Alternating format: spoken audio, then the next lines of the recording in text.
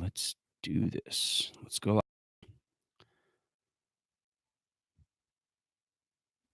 What is up, Facebook? Good morning. Happy Sunday morning to you. Hope all is well wherever you may be. If you're getting ready for church, I I would say that now's. I think most churches start at 9:30, but I would say most churches start at 9:30. So picks for the week. Let's share this. Not quicks for the week. All right, let's do this. Ooh.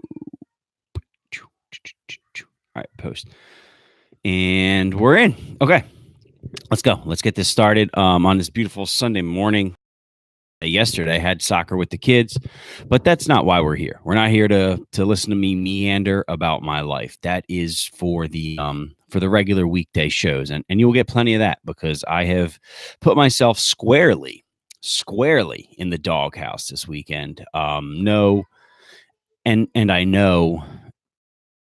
Oh, the wife overreacted. No, I was just a jackass. So that one is on me. I wear one and I own it. It's worse. I'm not going to say almost. It's worse than a tie, which is what I got on Thursday night. I took Minnesota +7. They were +7.5 some places, but I go off the ESPN spreads. So I took them +7. Obviously, that game was a tie.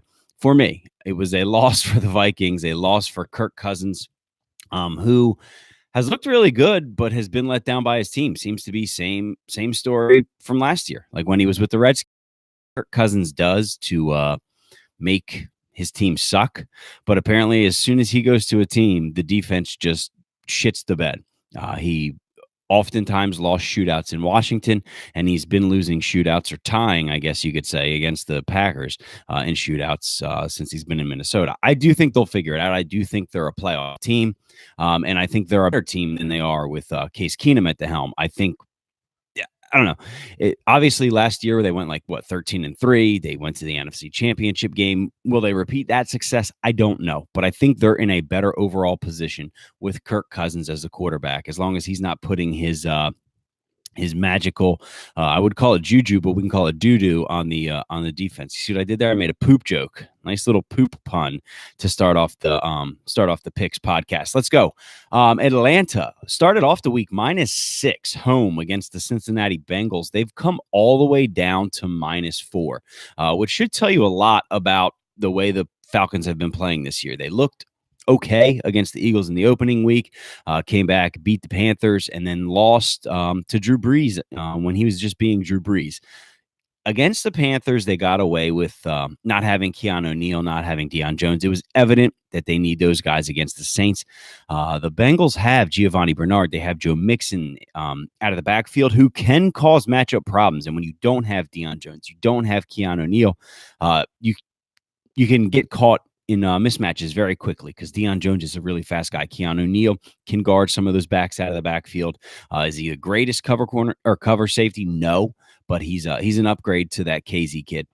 So even with that being said, though, it's in Atlanta. I think Atlanta's got to get back to 500, or we start to look at pressing the panic button. Would that be fun if Atlanta's 1-3 after 4 weeks and we get to hear all the pundits take their hot takes on Atlanta? Are they real? Is Matt Ryan overrated? Which he is. I do believe that.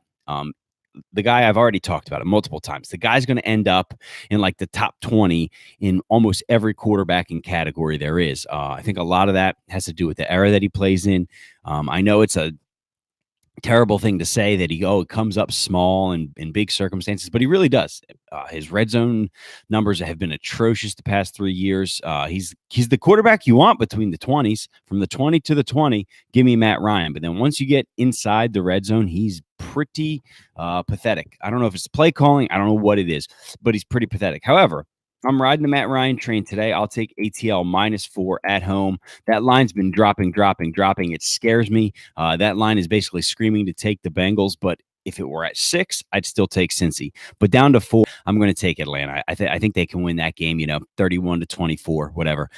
Andy Dalton's got to turn the ball over at some point. He's got to turn back into Andy Dalton and that orange pumpkin that he is, that ginger. Well, one of the early season teams that everybody seems to love right now is the Bears.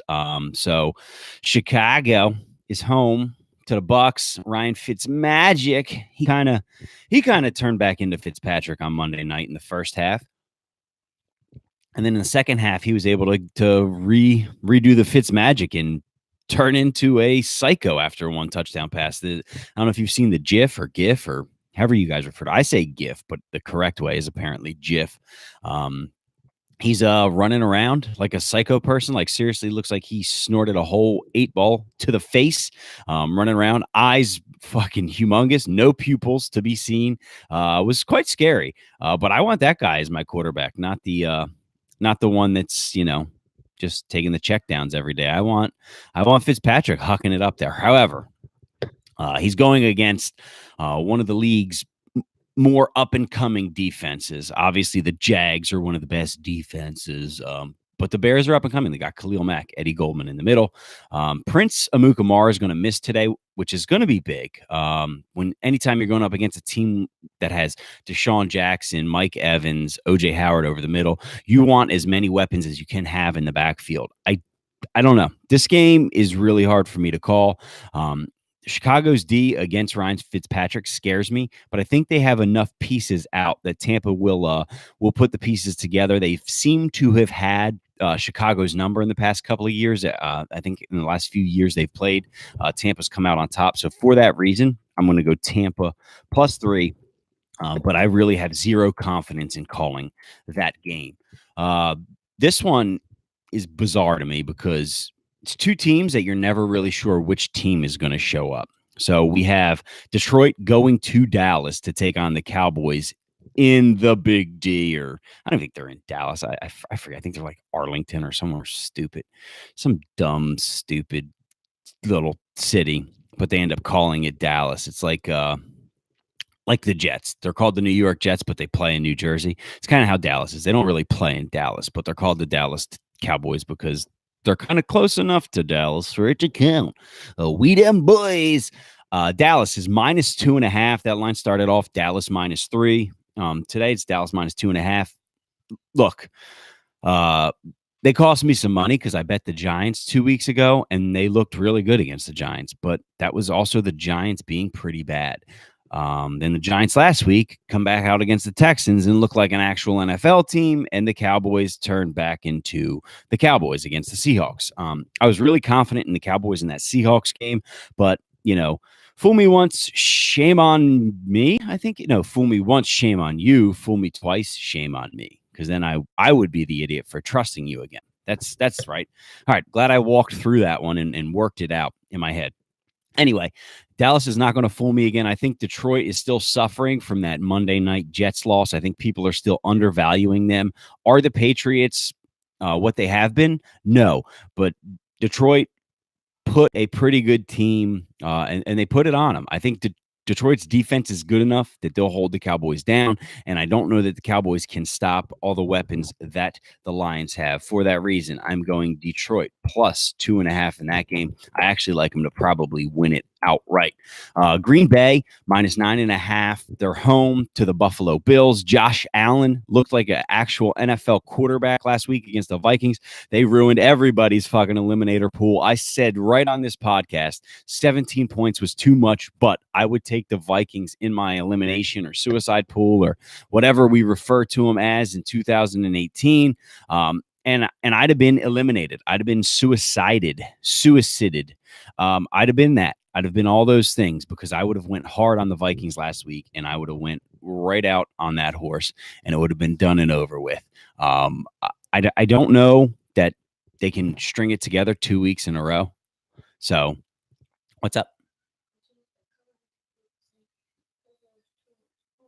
I like it. It looks really good. So, Sloan, come here. Come show the camera. Sloan got a sugar skull yesterday, and it was initially orange, and then she decided there was too much orange, so she colored it blue, and now she's got a new blue paddle. So go ahead, go play with that, and then we'll get going for the day. Okay, go ahead, go watch your iPad. I think it opens at 10, so we'll go in a little bit. All right, go ahead, because I'm going to talk about football and it's going to be boring for you. All right, back to the football, that boring family stuff. Green Bay is minus 9.5. They're in Lambeau. I don't think the Bills are some joke. What I think is Sean McDermott has a lot of guys playing out of position. I think they're a 3-4 defense. He's trying to play them in that 4-3 mold that he did really well with in Philly and in Carolina. I don't know that, Aaron Rodgers is gimpy. Can they get to him? Can they turn him over? Potentially, but it's in Lambeau. It's hard for me to go against Green Bay until I see Buffalo string it together 2 weeks in a row. So I'll take Green Bay minus 9.5 there. Although Josh Allen should be able to find, open wide receivers. It's not as if Green Bay has some great great cornerbacking tandem. Like, they got those two rookies. They're good. They're going to be good. Jair Alexander, Josh Jackson, those guys do have the potential to be eventually locked down in the NFC North. But for right now, you got to think that they're a matchup liability in most games. I don't know that the Bills have the weapons to take advantage of it. So I'm going to go Green Bay minus 10 or minus 9.5. And at some point, you got to figure Clay Matthews, the Claymaker, is going to end up landing on the quarterback wrong and getting a 15-yard penalty because he's a fucking stooge. He's a roid rager, and he can't figure out how to not land with all his body weight on the quarterback. Look, are these roughing the quarterback calls bullshit? Yes. Are they what my generation is used to watching on the field? No. But at the same time, he's had almost 2 years now to get used to this, to prepare for it. Do not launch yourself like a missile into the quarterback, like you're a goddamn Wolverine on the X-Men, and then land on him and expect the penalty not to be called. It's going to be called. Is it soft? Is it bullshit? Does it keep drives alive? Does it ruin games? Yes. But guess what? It's happened to you now 2 weeks in a row. So fool me once, shame on you. Fool me twice, shame on me. That's my feeling on Clay Matthews. Get a shitty roughing the passer penalty called on you once, shame on the refs. Happens to you twice, then it's your fault. I mean, you got to learn. You got to adjust. What can I tell you? Speaking of Sean McDermott's one of his old teams, the Eagles, they are minus 3 going to Tennessee. Tennessee, a home dog after I won't call it impressive because the game was like 9-6 last week, but it was an impressive win. They needed the win. They got the win. And what more can you ask for? If you're counting wins and losses, you're not counting ugly wins and ugly losses. Philly has not looked great. Andrew Luck had an opportunity to pull out a win there. The old noodle arm, which is a real sad story. I didn't think he was going to play this year, so I'm impressed that he's even playing. I didn't think he was ever going to play again, and it's quite obvious that there's not a lot of heat on his ball. I don't think the whole him coming out for a Hail Mary is some sort of indictment against him, but at some point in time, a team is going to really crowd the box and make him throw the ball over the top. They're just going to press the receivers. They're going to make him beat them over the top. With the way Jalen Mills plays, you got to figure that T.Y. Hilton was able to get behind him. Not that the Colts are playing him, the Titans are playing him, but you know what I'm talking about. You would have thought that the Colts would have been able to take more shots down the field. For whatever reason, they didn't. A lot of his balls to the sideline were kind of timing, like loopy routes kind of deal. I don't know why I'm talking so much about Andrew Luck in the Eagles and Titans game, because they played the Eagles last week. That's why. Anyway, Marcus Mariota, he's got nerve issues in his hand. I don't know if he can still feel his fingers. That's not good, especially when you're playing an Eagles defense that is still above average. I don't think they're as good as they were last year. They're missing some speed. Jordan Hicks is really, really good, but they do miss some of that speed. Michael Kendricks provided them.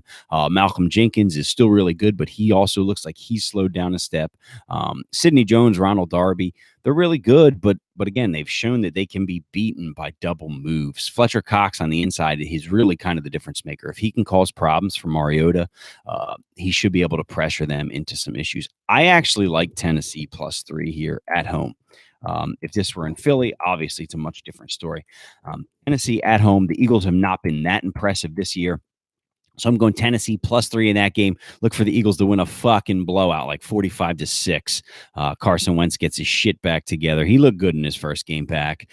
His knee had to be so sore. He looked like himself. He was out there running around, juking, jiving, like I don't know, creating stuff, making 4 or 5 seconds out of plays that should have only been a second and a half, finding guys open. Zach Ertz, Dallas, I call him Godair, but apparently on the broadcast they're calling him Goddard or Godert, which seems kind of country to me.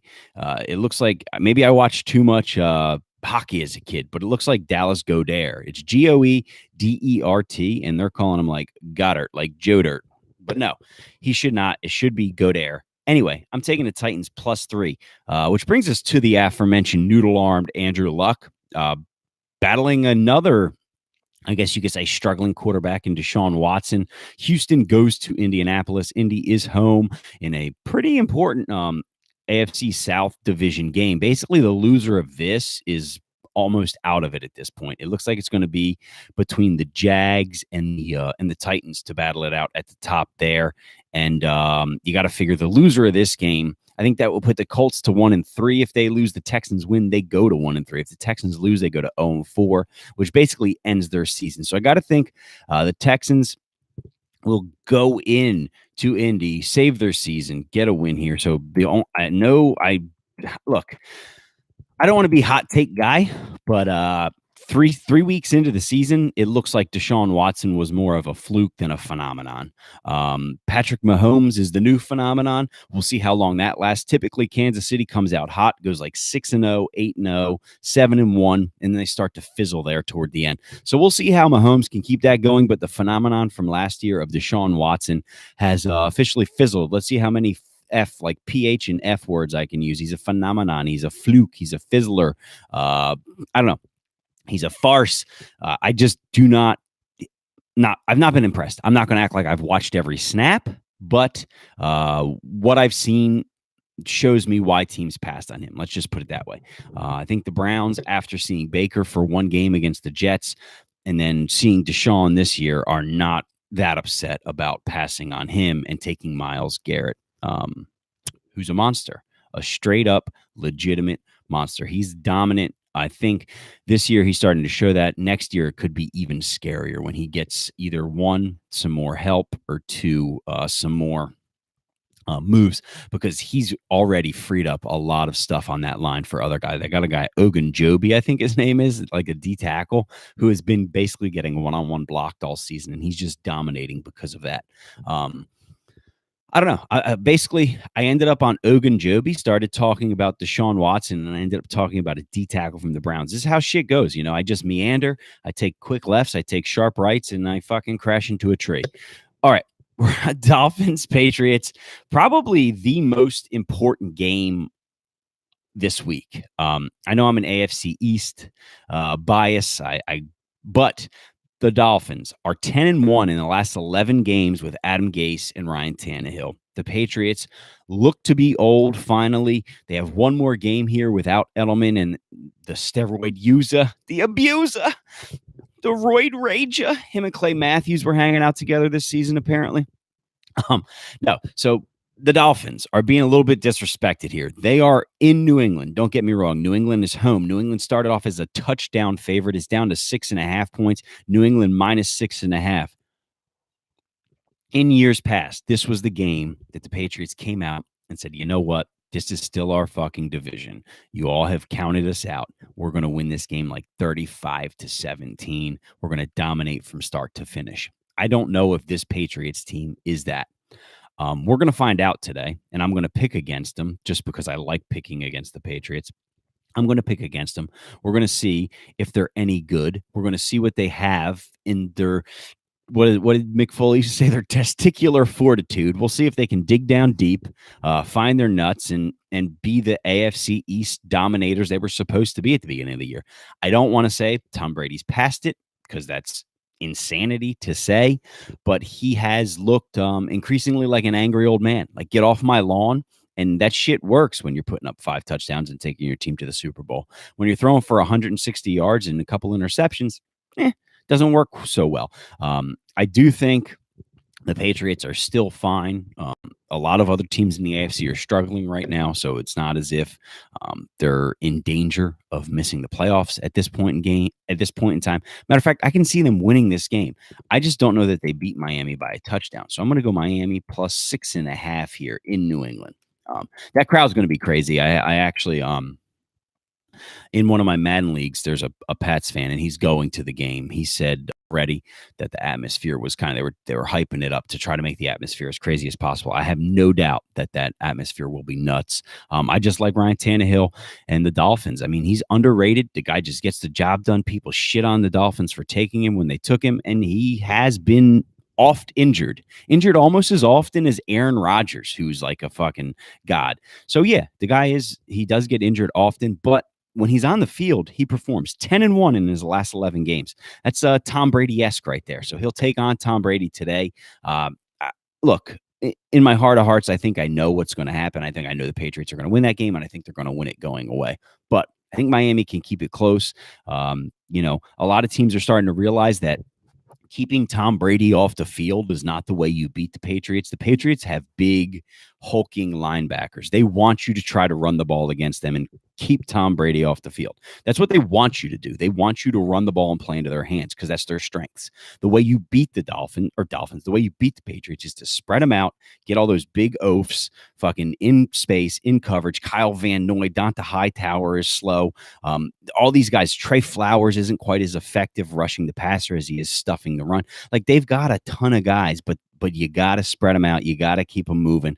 And then you have a chance. Like, will you end up in a shootout? Quite likely. It's very likely, but it's better than, you go, you get 2 first downs and you stall out, you get a field goal, and Brady comes down, scores a touchdown. You get 6 first downs, you get a field goal, Brady comes in, gets a touchdown. Now you're down 14-6. Now you're playing catch up, and now they can scheme the defense on you. No, you got to spread them out from the beginning and just take it right to them. And I worry for my Jets, who we're going to talk about in a second, because they like to play the game conservative, and it plays right into the Patriots' hands. So I don't think the Jets are a great matchup for the Patriots. The Patriots should be able to handle them easily, but this week it's the Jags who have to worry about the Jets. The Jets go down to Jacksonville. Jacksonville's a 7.5-point favorite. They did not look very good against Tennessee. The Jets have looked like a team that's led by a 21-year-old quarterback. They've shown some promise. Their offensive line is not great, so they try to get the ball out of his hands quickly. It translates as a conservative offense or a unimaginative offense, and it is. There's a lot of PA bootlegs. There's a lot of rollouts. The Jets will struggle against this defense. I just don't know how the Jags offense is going to look. They are pretty blatantly obvious about it, that they feel that Blake Bortles, if he just doesn't mess up the game, they'll be fine. And I think that they play into the team's hands a lot with that, because Blake Bortles, is he the greatest quarterback in the NFL? No, but he can actually win you games, and he showed that against the Patriots. He threw the ball almost 40 times. He was hitting guys out of the backfield, which you need to do against the Patriots. It works well against the Jets, too, because Avery Williamson, who they got from Tennessee, is a very good run stopper. He's not so great against the pass. Darren Lee is a young, fast linebacker who seems to have figured it out, but he still doesn't fare so well against the pass either. I think Jacksonville will win this game, but I think the Jets keep it close. Maybe it's a homer pick, but I'm taking the Jets plus 7.5 here. It's just one of those, those NFL feelings where you think your team goes down and scores late to keep it close. That's what I think is going to happen. Although what will probably happen is the Jets will be down 10. They'll be driving late in the game, and Darnold will throw a pick to Jalen Ramsey. He'll take it back, and then he'll end up getting beat by like 17 or 20 or something like that and make it look way worse than it was, because that's how the Jets get down. The guy who had his coming out party against the Jets, Baker Mayfield, goes to the black hole, goes to Oakland, and Oakland's a 3-point favorite. They are winless this year. They've looked good in the first half of games. However, somebody tell John Gruden that games are 60 minutes, not 30 minutes. How'd you like that? Huh? You got to play for 60 minutes, guys.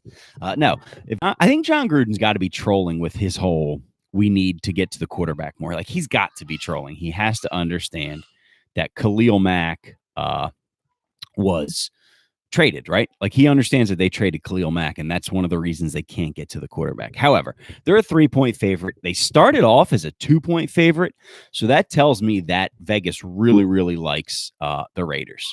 They're pushed all the way back to 3. I'm going to ride the wave here. I'm going to go with Oakland -3. I just think you get a full week to kind of prepare for Baker. The Jets prepared for Tyrod Taylor. you got to think it's going to be different. He's going to struggle. He's going to make some rookie mistakes. However, that kid looked legit. He was very old coming out of the draft because he transferred a couple times. He had a red shirt at Texas Tech, then he went to Oklahoma. Whatever. He was a walk-on. He's proven his whole life. He's proven people wrong. And he looked like an NFL quarterback. He looked the real deal. He had the quote unquote swagger. He looked like he belonged. So I don't think this is an indictment on him or his career. I just find it hard pressed to pick a quarterback going into the black hole for his first game. Let me reset this.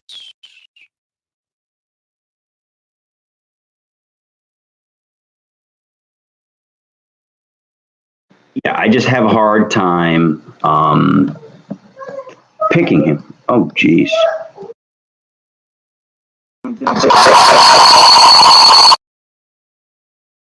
I don't know. I'm struggling here.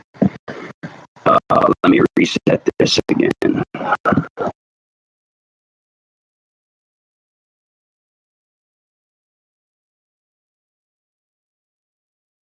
That's what I did. I had on the computer microphone. I apologize for that. Thank you guys for staying with me here.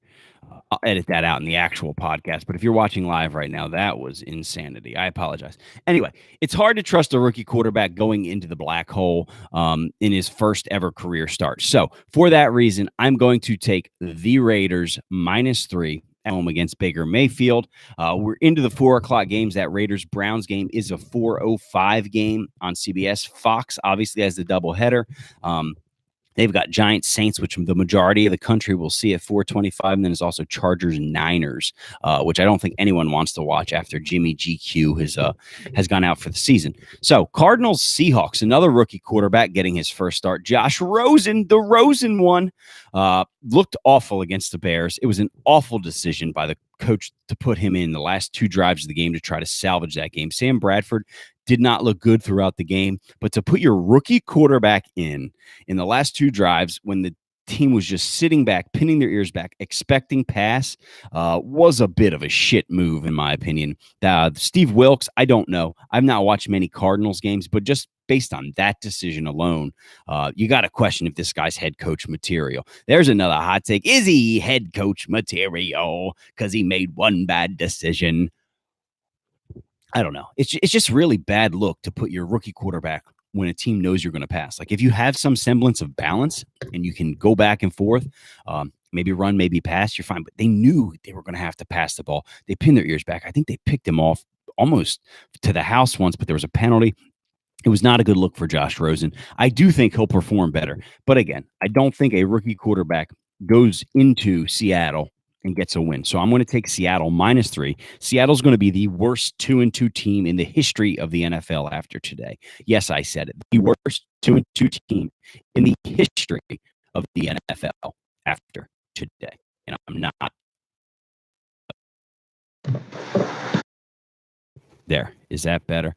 It is. So Russell Wilson will be 500. Pete Carroll will be 500. Everybody will do a honky-dory dance. They'll try to trade Earl Thomas at some point, but they're bad. They're not. I don't see them making a playoff push. Could they hang around to keep their logo on the graphic, the playoff graphic? Sure. They'll be 6-6, 6-7 in that range. So they'll be in the hunt, so to speak, but they're bad. They're not a very good team. Another team that's not very good is the New York Giants. They have the New Orleans Saints coming to them, to the Meadowlands, to New Jersey, as we already talked about. The Saints are a 3-point favorite. They started off the week 3.5. It's all the way down to 3.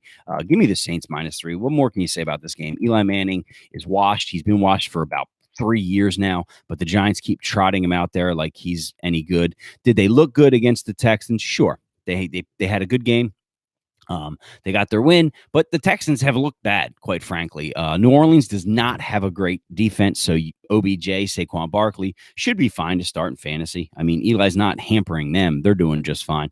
But at the end of the day, I'm taking Drew Brees in the Meadowlands. It's not like it's winter yet, and his little midgety hands and his weak arm are going to affect him in the elements. It's going to be a nice day here on the East Coast, so he should be fine.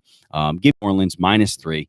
Take that to the bank. I'm going Next game, Chargers -10. LA Chargers -10 to the visiting San Francisco 49ers, who can't seem to catch a break here these past few years. Jimmy Garoppolo tore his ACL, and a lot of people were shitting on him, like, why didn't he go out? And they're right. Like, if he didn't try to make that cut to cut back inside, his ACL doesn't tear. He doesn't take a ginormous hit. Like, his ACL tearing is what made him take that hit because he went to cut. But why was he trying to cut it back upfield? Just run out of bounds. He's trying to cut it back upfield to get what? Another 3-4 yards? Maybe take a hit, maybe fumble, or maybe tear your ACL. Get out of bounds. I hope he learned a valuable lesson. Hopefully he can make a full recovery because he is, when he's healthy, fun to watch. He's like one of those quarterbacks that kind of improvises, runs around, uses his legs, his athleticism. He's kind of Tony Romo-esque in that sense. But when you try to take that hard left cut, you got a leaky knee. Next thing you know, now you put your team's season down the tubes already. For that reason, I'm taking the Chargers -10. They've been pretty unimpressive, and they've played some bad teams. Wow, you drew it yourself. That's awesome. They've played. You want to show the camera? Okay, come show the camera. So this is the side she drew. Boom. Cool. All right. Good job. Love you. Thank you. All right. So the Chargers have played like the Bills, who else did they played the Chiefs, who beat them. And they've played now the Niners minus Jimmy G. So you got to figure that their record's going to be a little inflated at the end of the year. I think they'll take it because the Chargers in years past have kind of got shat on or been 7-9, played a tough schedule, one of the best teams, quote unquote, that missed the playoffs. So now they may be one of the worst teams. I don't know why I just looked like I did little bunny foo-foo there. I was trying to do air quotes, but I only had one hand. So it looked like I was doing little bunny fucking foo-foo on the live feed here. She's hopping through the forest, scooping up the field mice, bopping them on the head. The Ravens and the Steelers, always a fun game to watch. Lately, it's always gone over. Used to be you could always take the under, but lately these games have always gone. You can never tell. When the Steelers are supposed to win, the Ravens win. When the Ravens are supposed to win, the Steelers win. I'm just going to take Pittsburgh -3 because I do not trust Joe Flacco. Never have, never will. Even when he was winning the Super Bowl, I thought he was a bit overrated. But hey, the guy put together the string of, I don't know why, I had a mini stroke there, a string of 6 games that we've not really seen before. And he won the Super Bowl, earned himself a huge contract. So I sound like a huge hater, but I just don't think I wouldn't want him to quarterback my team. He's got a big arm, but he's too streaky. I don't want that in my life. I'm taking Pittsburgh -3. That's the Sunday night game tonight. Monday night, everybody gets to see the golden boy, Patrick Mahomes, see how he can do. Kansas City started off the week a 5-point favorite. They're down to a 4.5-point favorite. It is in Mile High. I don't think there's any chance Case Keenum and the Broncos can keep pace with them. The Broncos have a good defense, but it's not what it has been in years past. Yes, they still have Von Miller. Yes, they have Bradley Chubb on the outside. I've not really heard his name a ton. I said coming into the draft that I thought he was not quite a edge guy. Like he didn't have the dip, he didn't have the hips, he wasn't quite as fluid, whatever stupid term you want to use that those scouts use. That I'm not a scout, but it just looked to me, he looked more like of an edge setter as opposed to an edge rusher. He was more of a Solomon Thomas. You could kind of move him inside on passing downs and have him be that rushing D tackle. I did not think they were comparing him to Myles Garrett. I did not think that. Maybe I'll actually tune in Monday night. And I know I'm going to tune in Monday night. It's Monday Night Football. I got to watch it, but I'll try to keep an eye out for Chubb so I can give an actually him than just me. I have not heard a lot about him. Like, who the fuck hears about defensive players? They don't talk about defensive players. What am I talking about? Of course I haven't heard about him because they don't talk about defensive players. Anyway, I'll stop rambling and talking to myself. I'm going to go KC -4.5. So to wrap it up, I got Kansas City -4.5, Pittsburgh -3, the Chargers -10, New Orleans -3, Seattle -3. Jesus, I took a lot of favorites here in the. So basically, all the late games, I took the favorite. Kansas City -4.5, Pittsburgh -3, LA Chargers -10, New Orleans -3, Seattle -3, Oakland -3, the Jets +7.5, Miami +6.5, Houston +1, Tennessee +3, Green Bay -9.5, Detroit +2.5, Tampa +3, Atlanta -4. And I had mini +7, which puts me at 0-1 on the week for the season. I'm 26, 21-2. Still well above 500. I hope to be after this week as well. Looking for another 10-win week. I like to go 10-6. I don't know why. I guess it's my ego. I like to think I'm smart or important. I'm usually neither of those two things, but best of luck with your games today. Jeremy, go Skins on their bye. The Washington Slurs are on a bye, so the Redskins fans get a week off from their up and down Jekyll and Hyde season. The Panthers are also on a bye, so no Cam Newton dabs, no Cam Newton point to the sky, no Superman rip opens of the chest. Let's see, how else can I waste the last 35 seconds of your life by doing this other than to say have a great Sunday. I will be back some point in time next week. I try to do it on Wednesdays, but we have an important house meeting on Wednesday. I think we get our drawings for the house, so I will probably take the wife out to dinner after that. Thank you guys so much for tuning in. I will be back at some point in time next week. Until then, later.